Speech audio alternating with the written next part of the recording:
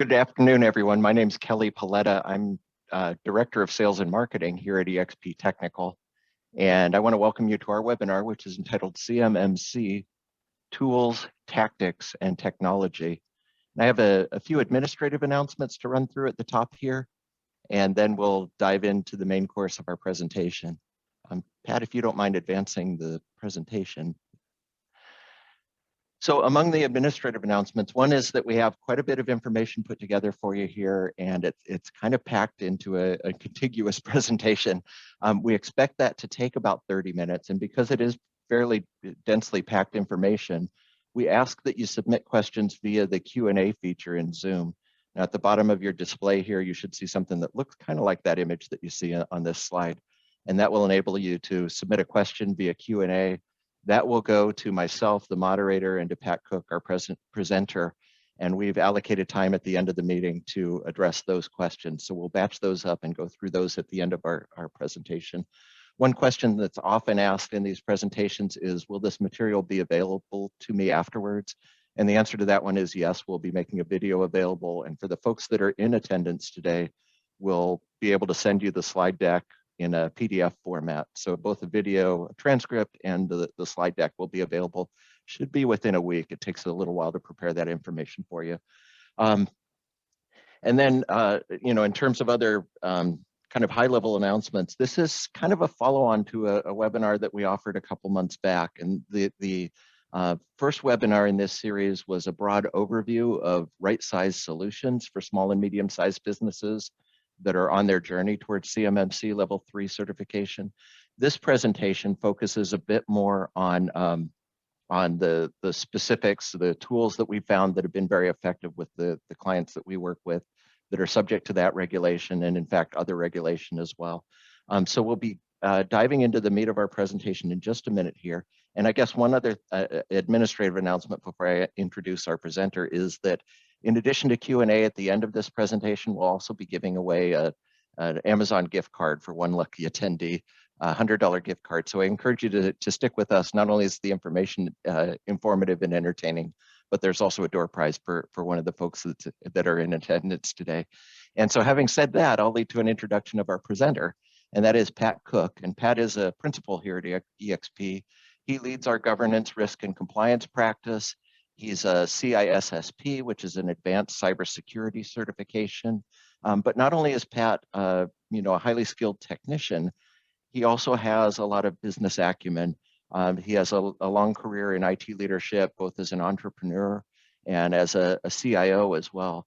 And in fact, in 2012, I think it was, Pat was named by Puget Sound Business Journal as best CIO for a private business in the Puget Sound region. And so not only is he, appreciated by our clients and respected inside our company, he's also, widely respected as a thought leader amongst the local community here in the Pacific Northwest. And so having said all of that, I think it's probably a good time for me to hand things over to Pat to begin the main part of our presentation. So Pat, when you're ready, feel free to go ahead. Thanks for the introduction, Kelly, and thanks to everybody for attending.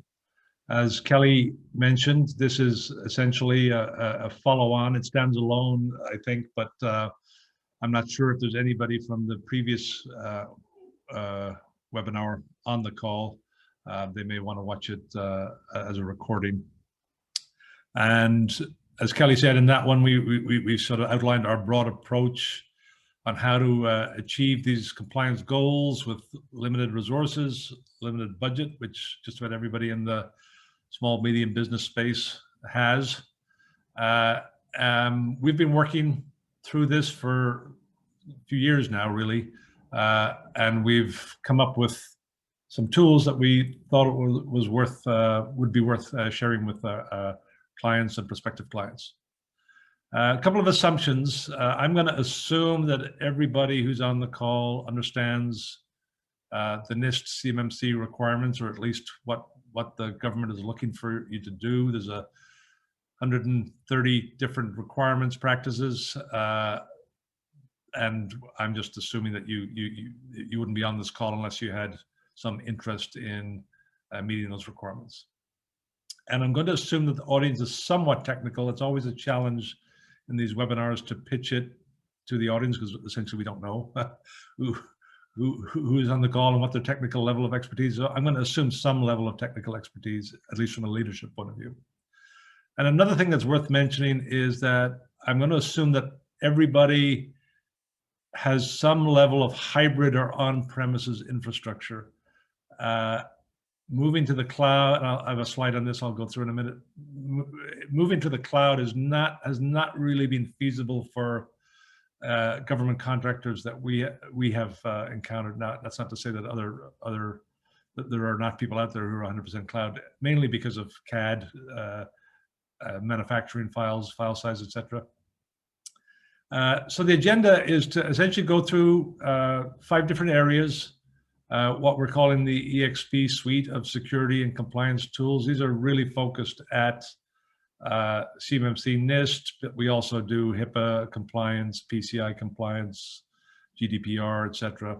And these tools, generally cover all of those. So we'll talk about endpoint detection and response, the one that we chose after some extensive research. We'll talk about Security Operations Center and Systems Incidents and Event Management, SIM. We'll talk about multi-factor authentication. We'll talk about a tool called Compliance Manager, which helps with all of this, and we'll talk about documentation in general. There are lots of good tools out there, and these are the ones that we have found to provide good value for small, medium businesses. We, of course, can't know everything about everything, so we, in general, try to limit our tool set so that we can know those tools really well. We're about a 25 person company and face the same issues that everybody does in terms of knowledge management. So we try to find best of breed that work for our client's budget and that we can get to know them well. So just to talk about cloud, I'm assuming most people know that the Microsoft has a Office 365 offering, which is known as GCC High. It's been too expensive for just about all of our clients. The E3, not even the highest level, is about $1,100 per user per year. If you're a 50-person company, that's $60,000 with tax and everything. That's a lot of money to pay just for essentially email, Word, Excel, and SharePoint. It does come with a lot of security tools, the same tools that are in the business packages from Microsoft. It's just all housed on US soil is the main difference, and it actually has some limitations. Not everything is in there. And it plainly doesn't offer a silver bullet, because if you're hybrid, you've still got to protect local servers. And again, the assumption is that everybody's at some level hybrid. If you're an engineering firm, you're going to have AutoCAD, Revit, etc. If you're a manufacturing firm, you're going to have SolidWorks. You're going to have ERP systems that are on premises. Everybody's got them. I just haven't run across anybody who could go 100% to the cloud. I guess if you were, an attorney firm or something like that worked with government contractors, you might. And there's still a significant burden of configuration, even if you do spend the money and go to GCC High. You've still got to configure data loss prevention, advanced threat protection, Azure information protection, lots of different stuff to configure. It's not a slam dunk just to put your stuff up there and feel protected. As I mentioned, I haven't encountered anybody in the AEC or manufacturing sectors who are 100% cloud. Also, Azure MFA, which is included essentially with Office, does not do a good job with remote desktop gateway, which almost everybody is using, VPN, etc. It just doesn't do a great job. It does do a good job with Office access, but that's not the start and the end of it. So, solutions, just a little bit deeper overview, what they do. SentinelOne, what I'd call next generation antivirus or endpoint detection and response is the current term, EDR. Of course, it stops viruses, it stops malware, but it gives you media control, which is part of the NIST CMMC requirements. Application whitelisting, blacklisting, pretty sophisticated features there. A centrally managed device firewall for all of your workstations, which again ticks a box or two. SOC, SIM, log aggregation is part of NIST. You're supposed to put all your logs into one place so you can review them easily. It'll take in firewall and event logs. Actually take in incidents from your next-gen antivirus or even your regular antivirus, and email gateways. And then Duo is what we think is the price performance leader for MFA. Again, there's others out there, but that's been around a long time. It's now owned by Cisco. It's got something for everything, which is what we like about it. And Compliance Manager is the documentation management and environment data collection tool, which we'll talk about. So to dive in, SentinelOne, why do we like it? As I mentioned before, we looked at several different next-gen antivirus, and there's many good ones out there. Sophos, Carbon Black, 40 EDR is one we actually still provide, but we're trying to consolidate onto SentinelOne. There's maybe 10 or 15 top level ones. They're all priced about the same. CrowdStrike's another one that actually we haven't encountered, but it's expensive and supposedly good. But we're, as always, trying to find something that works for our client's budget, that we can get our arms around technically to help them deploy it and to manage it. Things we like about SentinelOne, it's like all of these, it's behavioral, not signature based. So it's looking for anomalies in behavior, as in, 1,000 files being encrypted in a couple of minutes by a ransomware attack. That's behavioral. There's no signature in the ransomware attack. Somebody's doing stuff either with a script or a piece of software on a machine. And it can very quickly isolate those processes that are seen as being potentially dangerous and stop them. As I mentioned before, it's got a central device level firewall, so you can, one of the requirements is only necessary ports should be open on devices. It can manage that from a central policy point of view. It's got pretty decent, it's not quite where we'd like it to be, but pretty decent whitelists, blacklisting for applications, which again is part of the NIST CMMC requirements. It can report on patch compliance level. We get a client-wide, if you see from the dashboard here, it rolls up all of our clients who have it into one dashboard. So if we've got a infected machine, we'll see it straight away and can take action, help get it mitigated. And it connects to our SOC, which I'll talk about in a minute. There is a higher level license that will give you forensics. It essentially records everything that's happened on the machine and can play back to what happened. Nice to have. Extra $4, it all adds up.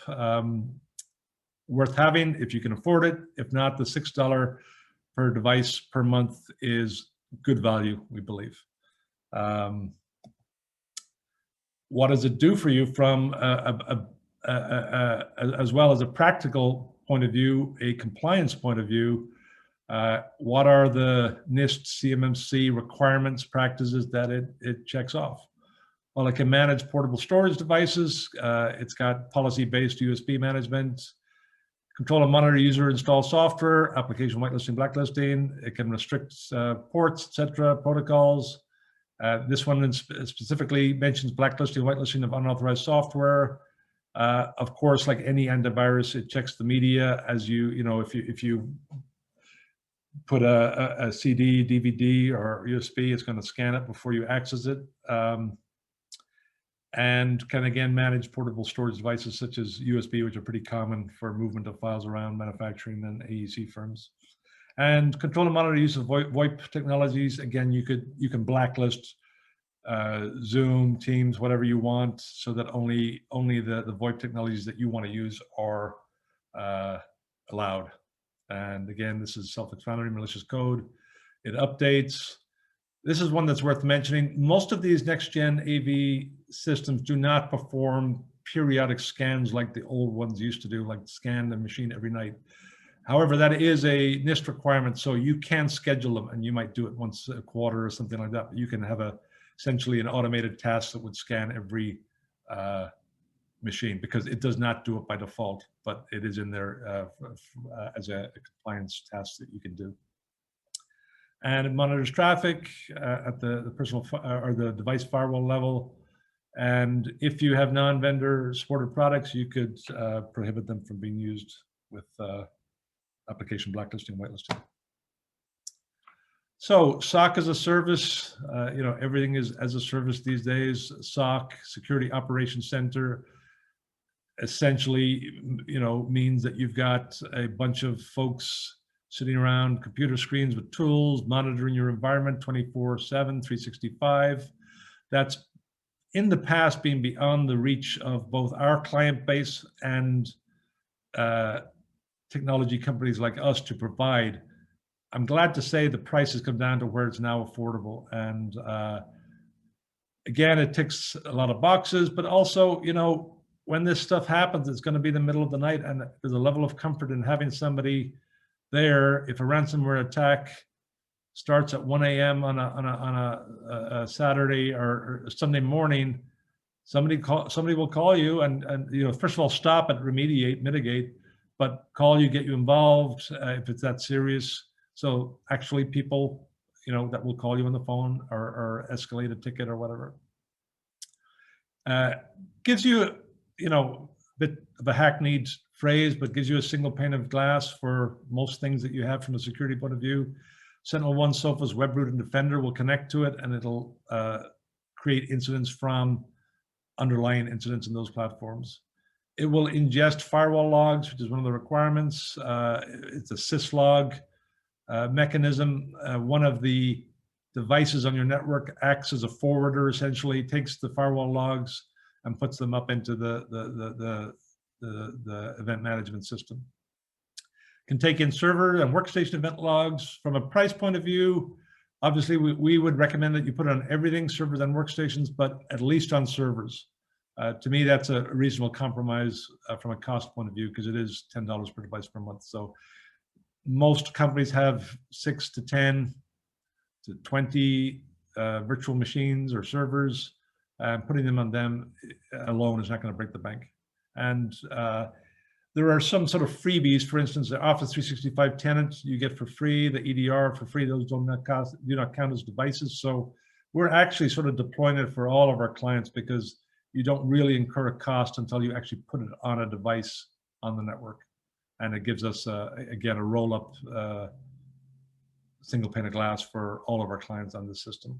Barracuda is the main email gateway that it pulls in data from. Lots of other connectors. You can see over here, it's got crypto mining plugins. It looks at the traffic in and out of your network, where it's going, where it's coming from. Everybody, if you've got a public server, you're going to get a lot of cyber terrorist traffic. It's all automated. They've got bots out there trying to get in. If you've got something like Newforma, if you're engineering, or your ERP is online, they're trying to get in, and you'll see that traffic coming in from all over the world. It does give you threat landscape updates on a real-time basis, which is part of a CMMC requirement, and useful just to know what's going on. I was very impressed when we had the Print Nightmare vulnerability. They came out with a Print Nightmare plugin almost the same week, so that it was, part of the dashboard. I thought that was really good, actually. It will connect to Have I Been Pawned, which is a site that figures out which of your passwords are available on the dark web. You'd be surprised, a lot are. And it'll tell you and allow you to change those if the login and password is out there on the dark web. And the escalation can be either to you or to us. Not everything is escalated, serious incidents only, but it's sort of, we obviously work with a lot of clients who have no IT department. It's going to come to us. If they have an IT department, they might choose it to come to them. There's flexibility there. There's a sort of a contact tree that can be put in. And importantly, if you're ITAR, it's US-based screen staff and the data centers in the US. It's not accessing your data, but that a level of comfort. And as I said, $10 per device per month, which is relatively affordable. It used to be, to get into this, $60,000, $70,000 a year. Obviously, if you've got 10 servers, that's $1,000 a year. And you sort of need to understand that you get what you pay for to a certain extent. A lot of it's AI based, but there are actually people looking at screens, and if something happens, they will escalate and call you. Compliance Manager. This is a relatively new tool for us. It's actually really useful. There's a lot of work in compiling the data that you need to have to be compliant. This is a cloud-based product. The way it works is a data collector is installed on the local area network. It's also got external scanners. The data collector goes around, hits all of your servers and machines and user databases, and produces a set of worksheets that they're somewhat painstaking to fill out. But when you do fill them out and put in narrative about how you are meeting the various requirements, it pretty much then automatically produces these documents in what I think is quite a good looking format. And presentation always counts, especially in an environment where you're going to be audited. If you look like you've got your stuff together, it's going to serve you well. It produces a lot of documents. The critical ones, the system security plan, the plan of action with milestones. You can't even get off the ground without those. Those are requirements for DFARS.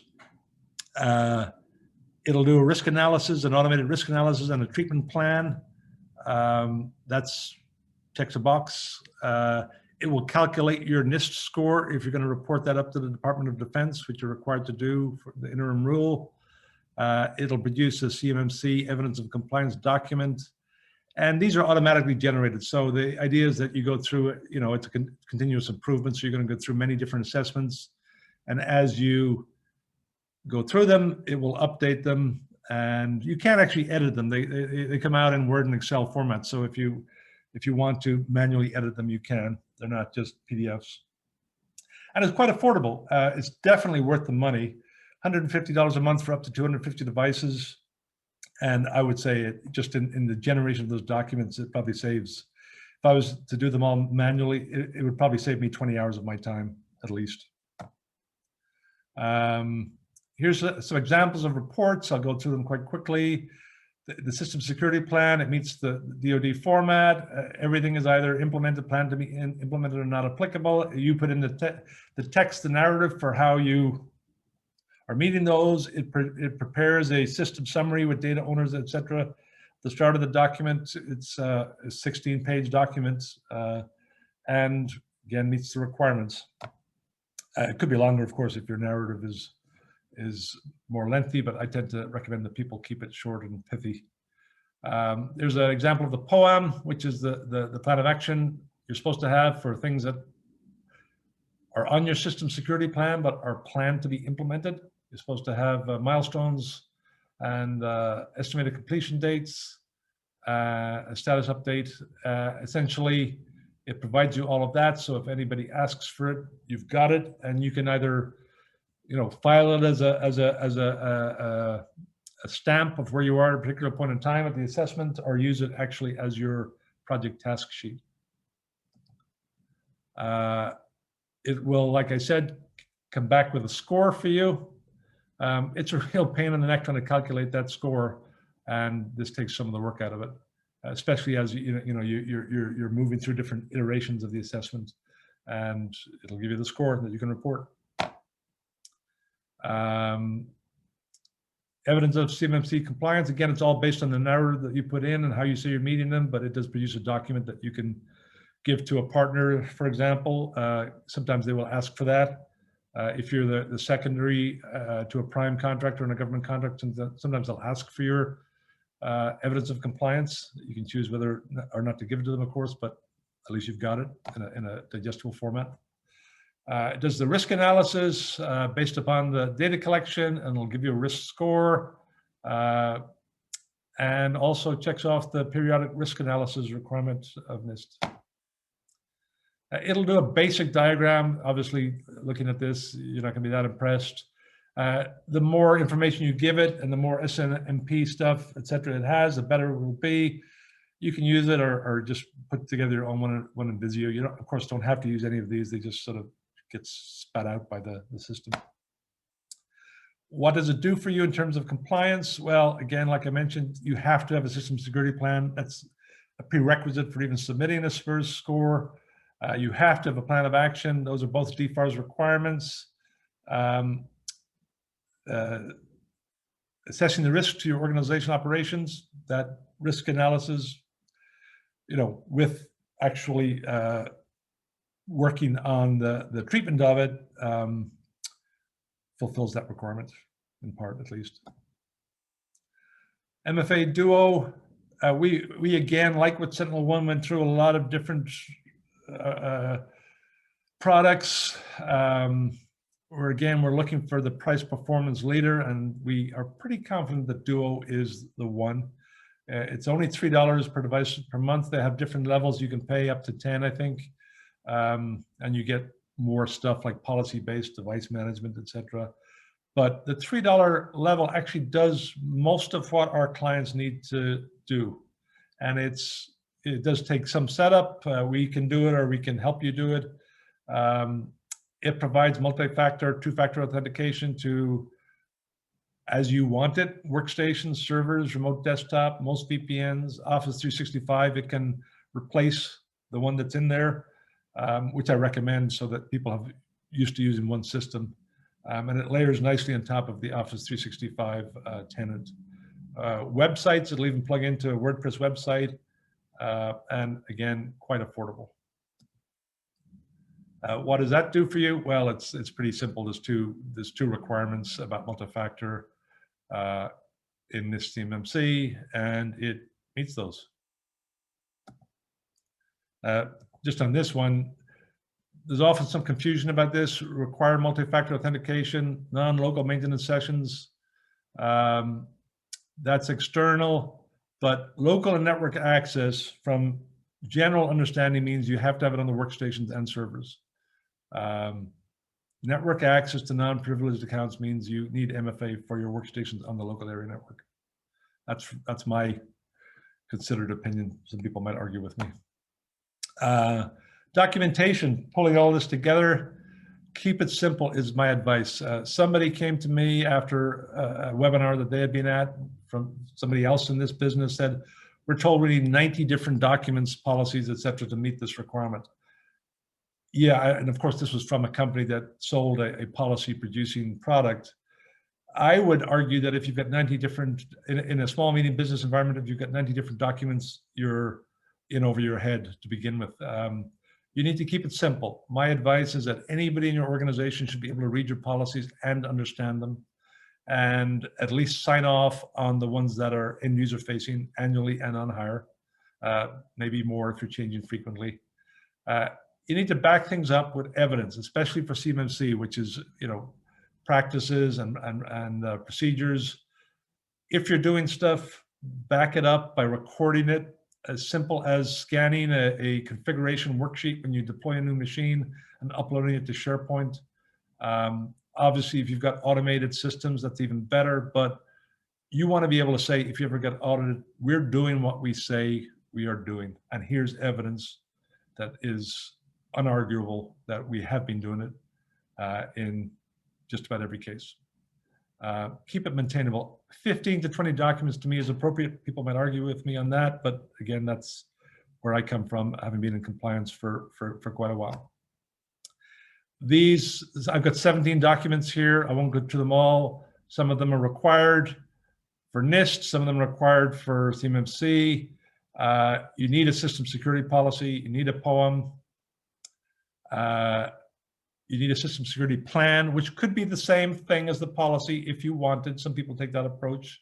I see the policy as more internal policies about what you're doing from a security point of view. The plan, more of a statement to outside folks about your system security. You need to manage remote access, wireless, mobile device policies from an end user point of view. Data management and the CUI flow is a requirement for CMMC. You should have it anyway. Acceptable, unacceptable use, most people have that as part of their employee manual, but you should have it in a policy. And you could combine these into one policy if you wanted. You need a cybersecurity incident response plan as part of both CMMC and NIST. CMMC wants you to have a business continuity disaster recovery plan. You should have one anyway if you're of any complexity as a business. It does not have to be 25 pages or 40 pages, 5 or 6. Keep it short, keep it simple.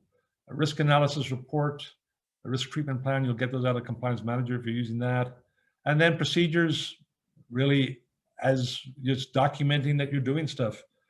Configuration management, you need a device and media sanitization procedure and checklist, especially if you're sending stuff off site for maintenance, that's a requirement. And change control, you need something to manage that, that's part of a NIST requirement. Anyway, so here's a summary of the costs. If you were to use all of these, again, we're not trying to sell anything to anybody. I just want to let you know what it would cost if you were to use them. 50-person firm, you've probably got 50 workstations, 10 servers. It's going to be $6 a device for SentinelOne, 10 for SOC. If you just do servers, it'll be less. Compliance Manager, it's affordable. We don't really mark it up. It's 150 for up to 250 devices, which I think you get a lot for that. It would save you time in terms of document creation, that's for sure. And for program management, because it's a continuous improvement tool and assumes that you're going to be doing assessments every 6 months, every year, whatever, every 2 months maybe initially, or every month. If we were to do a gap analysis and to do this for you, what would it cost? Well, maybe around $6,000 for a medium complexity, small, 50-person manufacturing EEC firm. It all depends, so don't hold me to that, but that at least will give you some measure. And we, of course, do ongoing consulting, remediation, whatever you want. In summary, again, to reiterate, these are not the only, or in some cases, the absolute best tools, but the ones we see as being good value for small, medium business. Affordability is, of course, really important, especially in this market. We're happy to help you get compliant with tech tools you already have, or else use some or all of the ones we just spoken about. And we can help in various capacities. As we always say, it's a la carte. We can give you guidance to help you do it yourself. We can do the documentation, manage the whole program on an outsourced basis, and we can do project-based remediation to help you with specific parts of it, like MFA. You might decide you want to get that done, just done by us, and we can do that. Because we're not just compliance consulting, we're of course a IT, a fully rounded IT support implementation project firm. We've got a support desk, many engineers, and we're a Microsoft Gold partner.